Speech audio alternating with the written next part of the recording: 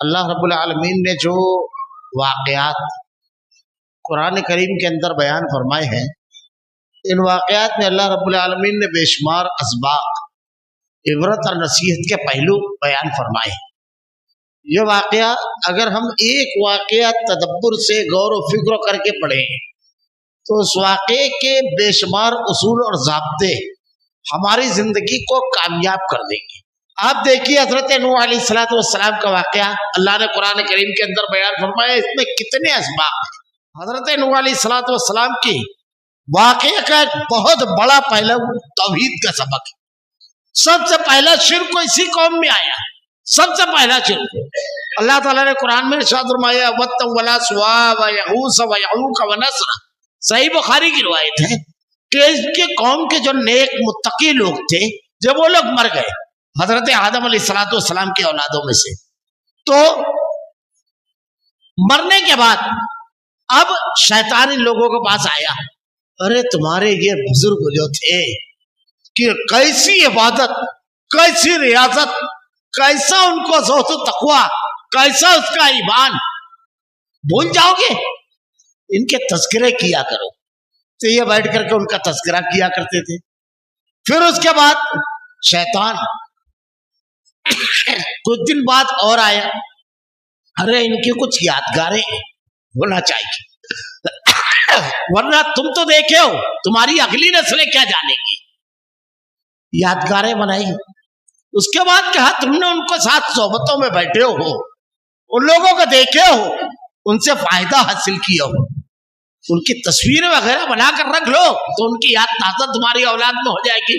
ان لوگوں نے ان کی تصویریں بنائی، پھر بت بنائے، اور اس کے بعد یہ عقیدہ بنایا شیطان نے، یہ اللہ کے اتنے برگزیدہ اور نیک بندے تھے۔ صحیح بخاری کی روایت بیان کر رہا ہوں، قرآن میں بھی اللہ نے تذکرہ کیا ہے، اتنے نیک بندے تھے، اللہ سے اگر کچھ مانگنا ہے تو ان کے وسیلے سے مانگو، ان کے صدقے اور طفیل میں مانگو۔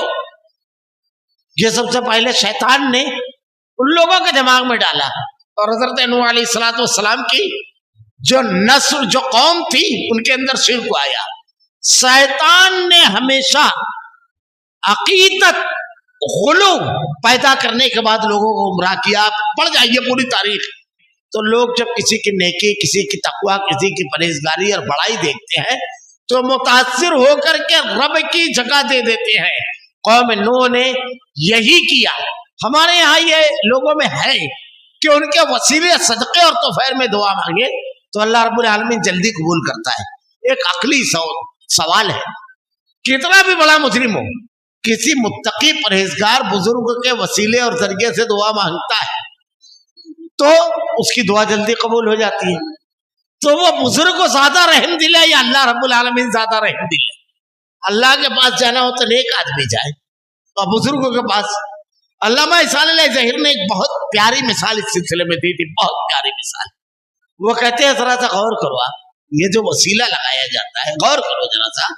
ایک آدمی انتہائی فاسق، فاجر، مجرم، گنہگار شخص، اگر اس کو مجمع میں بلا کر کے کہا جائے کہ یہاں اگر بیٹھ اور اللہ کے بارے میں کوئی ایسا ویسا لفظ کہے، میں بیان کر رہا ہوں تو مجھ کو ڈر لگنے لگا ہے، ہماری کیفیت بدل جاتی ہے کہ اللہ کے بارے میں کوئی گستاخانہ لفظ، اس کو کہا جائے کہ یہاں بیٹھ کر کے کوئی گستاخانہ لفظ کہے گا؟ فاسق فاجر مسلمان نہیں کہے گا۔ کیوں نہیں کہے گا؟ اس لیے کہ وہ یہ جانتا ہے کہ ابھی الفاظ پورے نہیں ہوں گے اور اللہ کی گرفت اور پکڑ آ جائے گی، اور پکڑ کر آ گئی تو کوئی بچانے والا نہیں ہے۔ علامہ نے یہ چیز مثال بیان کرنے کے بعد کہا تم کیا کہہ رہے ہو؟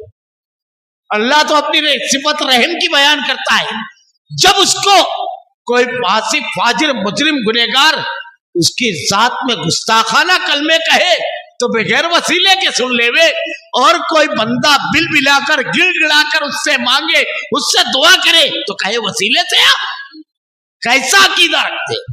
ذرا سا غور کیجیے۔ حضرت نوح علیہ السلام 5 اولو العزم انبیاء کرام میں سے ہے۔ آپ کو آدم ثانی کہا جاتا ہے۔ آپ کے سامنے آپ کا بیٹا غرقاب ہو گیا، ڈوب گیا، آپ اپنے بیٹے کو نہیں بچا سکتے۔ حضرت نوح علیہ السلام نہیں بچا سکے. کیا سبق ملا اس میں؟ سبق یہ ملا کہ زندہ نبی اپنے بیٹے کو نہیں بچا سکا، کوئی مردہ بچائے گا؟ عقیدہ اللہ نے بتایا ہے، عقیدہ یہ رکھنا کہ بچانے والی ذات صرف اللہ کی ہے، کسی کی ذات نہیں ہے بچانے والی. اب انبیاء کے واقعات میں یہ بار بار پڑھیں گے، بار بار. حضرت یونس علیہ السلام جب مچھلی کے پیٹ میں گئے، کس نے بچایا آپ کو؟ کون تھا جو مچھلی کے پیٹ میں بحفاظت لے کر گیا اور بحفاظت وہاں سے باہر نکالا؟ کون؟ کیا خود سے نکل سکے؟ نبی کے واقعے میں یہ سب چیزیں اس لیے بیان کی گئی ہے کہ نبی سے کم درجہ ہوتا ہے ان کے ماننے والے صحابہ کا، اور ان سے کم درجہ ہوتا ہے اولیاء کا. تم کسی کے بارے میں عقیدہ نہ خراب کرنا. بچوں کو بچپن سے یہ چیز کھوٹ کر کے پلائی جائے. اللہ کے نبی صلی اللہ علیہ وسلم نے ارشاد فرمایا قتلتا احرقتا. سارے انبیاء کے واقعات میں یہ تمام چیزیں آپ کو ملیں گی.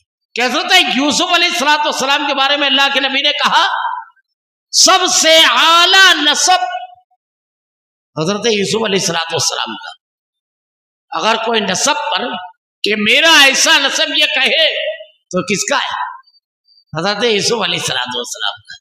غور کیجیے، آپ خود نبی، آپ کے والد حضرت یعقوب نبی، آپ کے دادا حضرت اسحاق نبی، آپ کے پر دادا حضرت ابراہیم علیہ السلام نبی، خود نبی، باپ نبی، دادا نبی، پر دادا نبی، پورا خاندان نبوت کا. لیکن واقعہ پڑ گیا، حضرت یوسف علیہ السلام کو بھائیوں نے کنویں میں ڈال دیا. کوئی بچانے آیا؟ خود سے بچ سکے؟ ہمارے یہاں لوگ کہانیاں سناتے ہیں، فلاں پہنچ گیا بچانے، فلاں پہنچ گیا بچانے. یہ قرآن عقیدہ دے رہا ہے کہ نبی آزمائش میں ہے. کوئی بچانے آیا؟ اللہ کے سوا کوئی ذات نہیں. کنویں سے نکالا تاجروں نے، غلام بنایا اور لے جا کر مصر کے بازار میں بیچ دیا. کوئی بچانے آیا؟ جھوٹا الزام لگا، جیل میں ڈال دیے گئے. آئی کوئی مدد؟ کیا کوئی آیا؟ بچانے والی ذات کس کی؟ اس اکیلے اللہ کی. یہ توحید ہے. یہ کھوٹ کر پلایا جائے صرف اکیلا اللہ، نہ باپ، نہ دادا، نہ پر دادا. حالانکہ پورا خاندان نبوت کا ہے. ہمارے یہاں کسی شجرے میں آدمی لگ جاتا ہے، کسی ولی کی مریدی میں، تو عقیدہ بنا لیتے ہیں کہ وہ بچانے. وَإِن يَمْسَسْكَ اللَّهُ بِضُرٍّ فَلَا كَاشِفَ لَهُ إِلَّا هُوَ وَإِن يَمْسَسْكَ بِخَيْرٍ فَلَا رَادَّ لِفَضْلِهِ. اگر اللہ تم کو تکلیف دینا چاہے، کوئی آزمائش میں مبتلا کرنا چاہے، تو پوری دنیا مل کر تم کو بچا نہیں سکتی. اور اگر اللہ بچانا چاہے تو پوری دنیا مل کر کے تم کو کسی بھی قسم کی تکلیف نہیں دے سکتی. اللہ کے نبی صلی اللہ علیہ وسلم نے حضرت عبداللہ ابن عباس رضی اللہ تعالیٰ عنہ سے کہا تھا کہ اے بیٹے سن، غلام آپ کو سواری پر بچھایا اور کہا سن، اللہ رب العالمین نے دنیا بنانے سے 50,000 سال پہلے یہ لکھ دیا دنیا میں کب کس کے ساتھ کیا ہوگا. قلم اٹھا لیے گئے، سیاہی خشک ہو گئی. اگر اللہ نے تیرے لیے کوئی آزمائش لکھی ہے تو پوری دنیا مل کر کے اگر چاہے بچانا تو بچا نہیں سکتی. اور اگر اللہ رب العالمین نے کچھ انعام لکھا ہے تو پوری دنیا مل کر کے روک نہیں سکتی. اللہ رب العالمین نے لکھ دیا، فیصلہ کر لیا رب العالمین نے. بچانے والی ذات اللہ کے علاوہ کسی اور کی نہیں ہے. یہ توحید کے اسباب. رمضان المبارک میں اگر پکا عقیدہ، پکی توحید اگر ہم نے اپنے دلوں میں راسخ کر لی، اللہ رب العالمین کا بہت بڑا انعام ہم حاصل کر لیں گے. بہت بڑا انعام. یہ جذبہ جب آ گیا کہ اللہ کے علاوہ کسی اور کے سامنے جھکنا نہیں ہے، اللہ کے علاوہ کسی اور سے مانگنا نہیں ہے، اللہ کے علاوہ کسی اور کے سامنے دست سوال کو دراز نہیں کرنا ہے، ہم کامیاب ہو گئے.